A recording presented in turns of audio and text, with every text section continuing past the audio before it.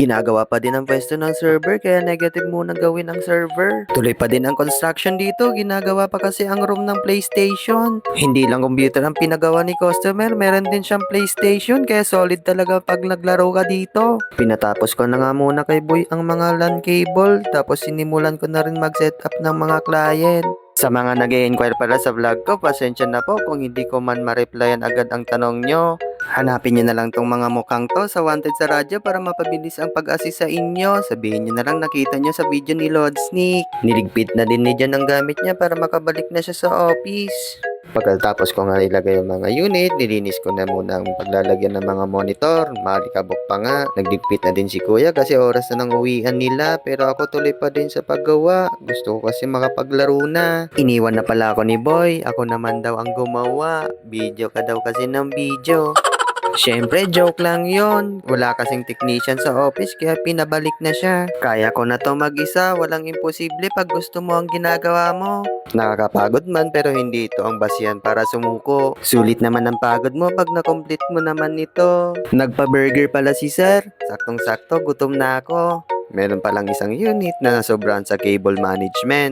Natanggal ito sa pagkakahinang kaya nagpadala na ako kay Mike ng panghinang. Simulan ko na din mag-configure sa server kaso wala ding internet. Kailangan kasi ng net para ma-download ang drivers ng client. Automatic na kasi lumalabas ang app center ng Gigabyte pag bago ang OS neto. Through internet din kasi ang pag-update ng drivers neto. 6 PM na din kasi kaya't ipagbubukas ko na lang ang pag-configure neto. The next day. In nomine Patris et Filii et Spiritus Sancti. Dinasalan nga muna ako ni Boy bago ako umalis ng office. Sana daw maging maayos ang buhay-buhay ko. Tinanggal na nga nila ulit ang server kasi magpa-final coating na sila. Wala akong matatapos na ito kaya ginawan ko muna ng paraan. Wala pa din kasi internet, ginawan ko na lang ng plan B.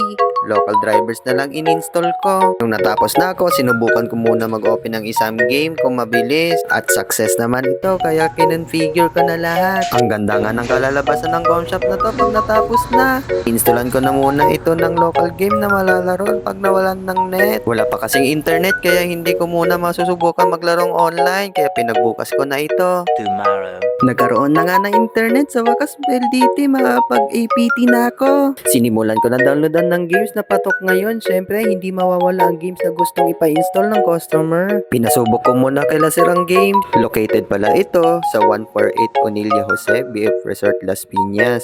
Pin nyo lang sa Google Map, Lola Lucina, BF Resort. Nasa second floor ang com shop. Quick video muna tayo ng computer shop.